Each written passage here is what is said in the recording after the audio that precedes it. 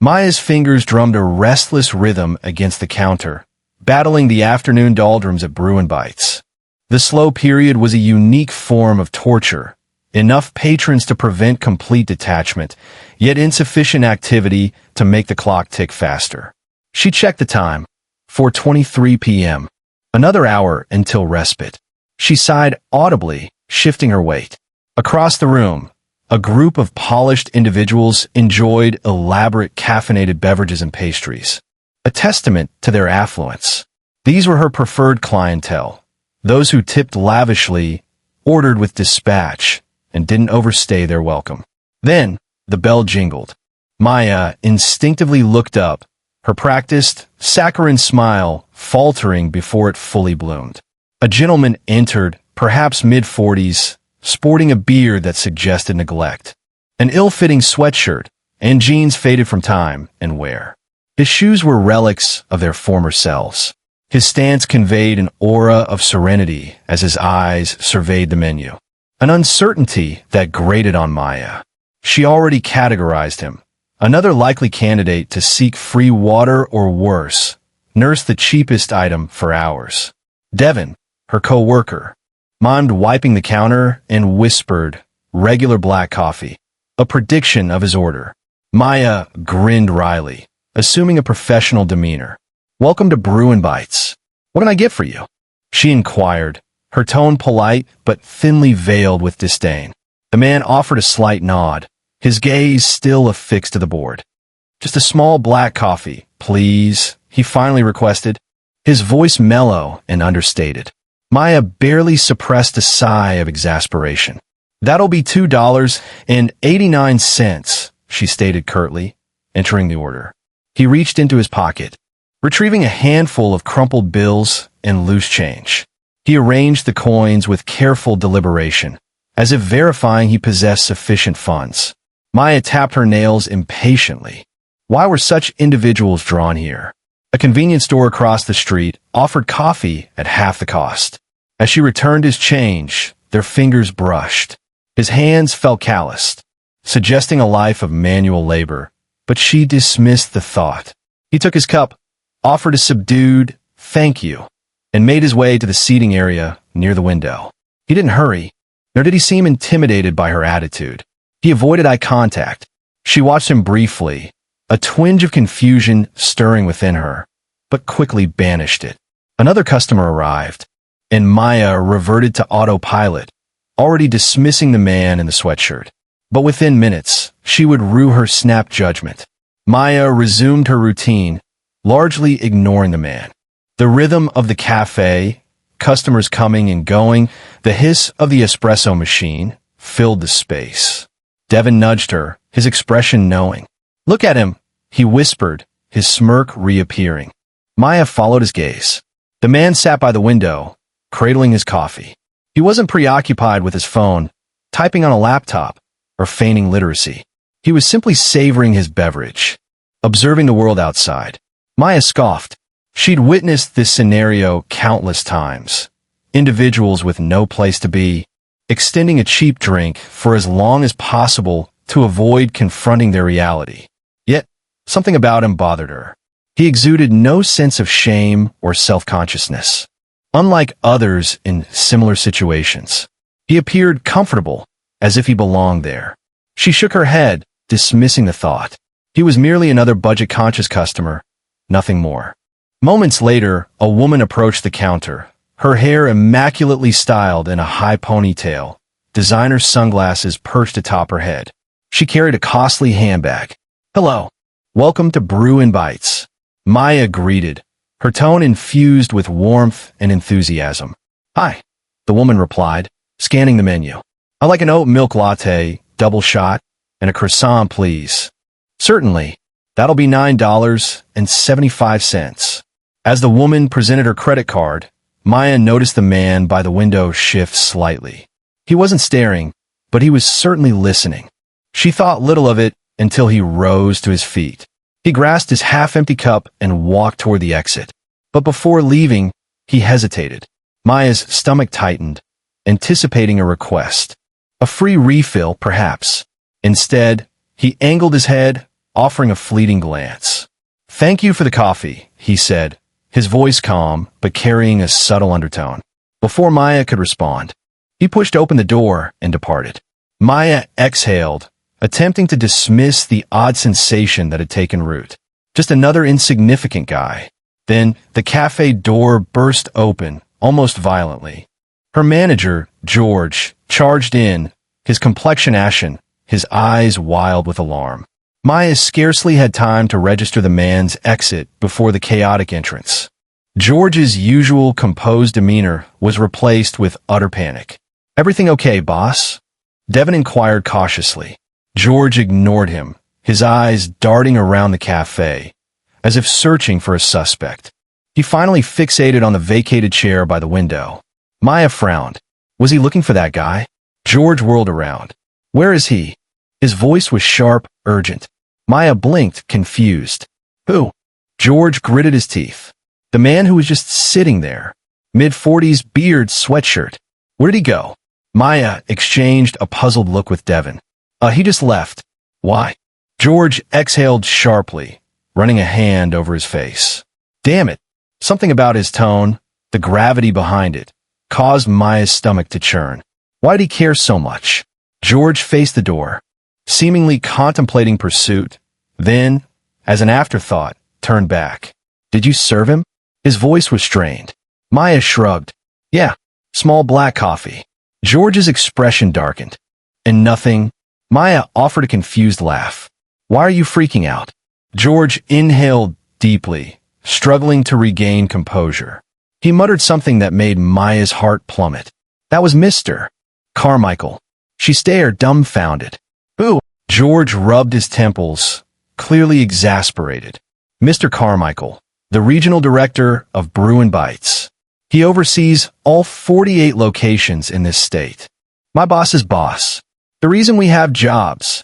Maya's mouth went dry. That couldn't be possible. That man, the one she had dismissed, practically ignored, the one she and Devin had mocked. That was him? George's voice snapped her back. "Tell me exactly how you treated him." Maya hesitated, her mind racing. She opened her mouth to fabricate a story, but George's face was etched with worry. His jaw clenched. He already knew. Devin cleared his throat nervously. "We didn't know who he was, boss. He just ordered coffee." Maya served him like any other. He trailed off, realizing the implications of his statement. George's eyes narrowed. "Like any other? What does that mean?" Devin remained silent, as did Maya. The air in the cafe suddenly felt thick, heavy with tension. George exhaled slowly, then pulled out his phone. "I need to call corporate." Maya's pulse hammered in her ears. For the first time in her life, she was genuinely terrified of losing her job. Maya felt the color drain from her face. This couldn't be happening. Her hands clenched at her sides as she watched George pace near the counter, his phone pressed to his ear. She couldn't decipher the conversation, but the rigidity of his jaw, the tightness in his shoulders, suggested the news was bleak. "Devon leaned closer, whispering, Joe. What if he?" Maya glared at him, cutting him off. "Don't." George ended the call. The way he exhaled through his nose confirmed her worst fears. He turned towards her, his face unreadable. "He's on his way back." Her stomach flipped. "What?" "He's coming back, and he wants to speak with you." Maya's heartbeat deafened her. No. George must have perceived the terror in her eyes, because he offered no false comfort. "I don't know what you said or did, but if you screwed this up, Maya..." He shook his head grimly. "You better pray he's in a forgiving mood." Devin gulped audibly, retreating towards the espresso machine, as if distancing himself from the impending disaster. Maya's hands grew clammy. She couldn't lose this job. It wasn't her dream, but it paid the bills. She straightened her back, inhaling deeply. "Okay, I'll just apologize. He seemed nice, right? He won't fire me over one little interaction." George's face remained impassive. "Are you sure about that?" Maya couldn't answer because she wasn't. Then, the door swung open again. Mr. Carmichael entered, retaining the same calm, unassuming presence as before. Still clad in the simple sweatshirt, the faded jeans, the worn sneakers. But now, Maya knew who he was. George stiffened. "Sir, Carmichael raised a hand, silencing him. George clamped his mouth shut. Maya felt paralyzed.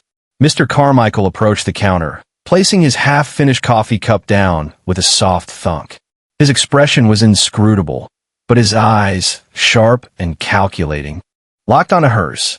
A long, agonizing silence stretched between them. Then, finally he spoke. "Maya, is it?" Her throat constricted. "Why, yes, sir." He tilted his head slightly. "Tell me, how do you decide which customers deserve respect?" Her stomach plummeted. She stammered, scrambling for a response. I treat all customers the same." "No, you don't." His voice was tranquil, unwavering, controlled. She felt her breath catch. "I watched you."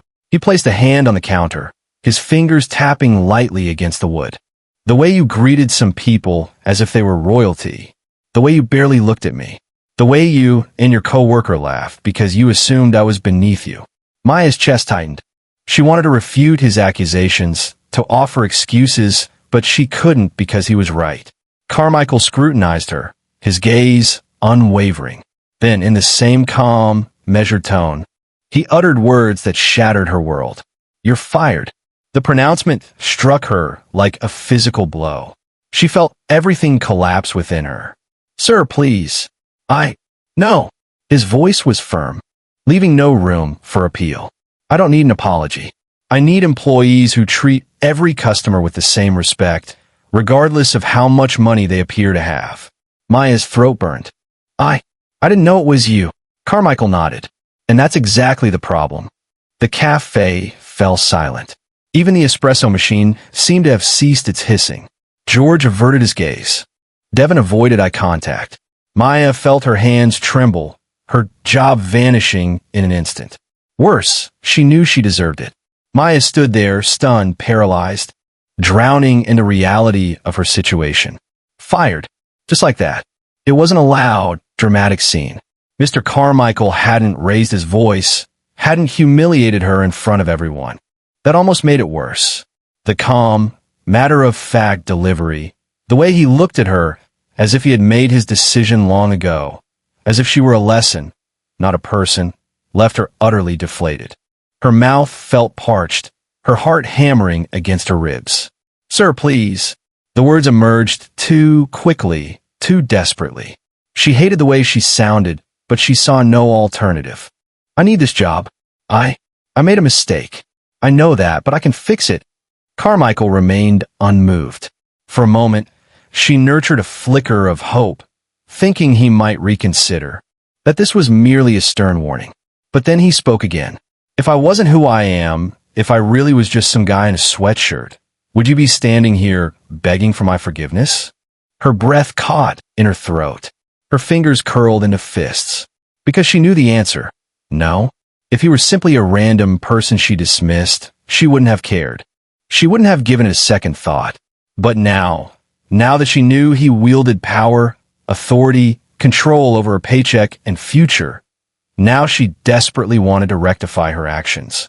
And he saw right through it. "That's the problem, Maya." Carmichael shook his head slowly.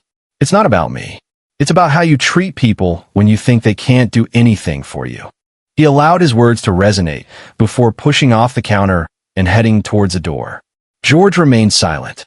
Devon looked as if he wished to evaporate into the floorboards. Maya felt as though the air had been sucked from her lungs.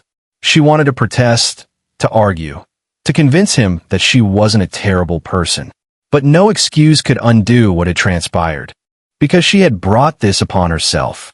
Carmichael opened the door, paused for a fleeting second, then departed. Maya felt everything come crashing down around her.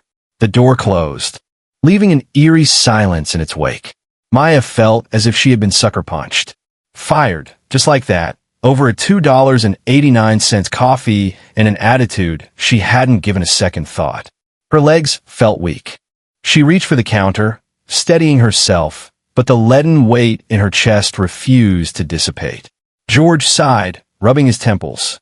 "You should go," he said, his voice devoid of anger, replaced by disappointment. This was somehow worse. Maya swallowed hard, her eyes burning, as she reached for her apron and untied it. No one spoke. Devin kept his head down, feigning attentiveness to his cleaning duties. The customers who had overheard the confrontation studiously avoided eye contact. With trembling hands, she folded the apron, placed it on the counter, and turned towards the door. Each step felt heavier than the last. As she stepped outside, the cold air assaulted her senses. The streets were bustling with activity. Cars honked, people laughed. Life continued as if her world hadn't just imploded. She halted just outside the cafe, staring at the sidewalk, her mind reeling. This wasn't supposed to happen. It was just another day, just another customer. But that was precisely the problem.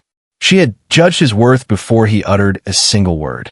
Her stomach twisted as she recalled the way she had dismissed him, the way she had assumed, without hesitation, that he didn't matter. She had done this to herself, and now she would have to face the consequences. A few feet away, a man in a threadbare jacket counted change in his palm before entering a fast food restaurant. Maya's chest constricted. How many people had she treated this way without realizing it? She had never considered herself a bad person, but perhaps that was the core issue. Being not bad wasn't synonymous with being good. She inhaled slowly, then extracted her phone, staring at the blank screen. No job, no contingency plan, no idea what came next. But one thing was certain, she would never make this mistake again. How many times have we passed judgment simply by appearances, by attire, by perceived socioeconomic status? Respect shouldn't hinge on social standing. Everyone deserves consideration, because everyone matters. Before judging, pause and reflect. Would my treatment differ if this person possessed authority? If the answer is affirmative, perhaps it's time for a fundamental change.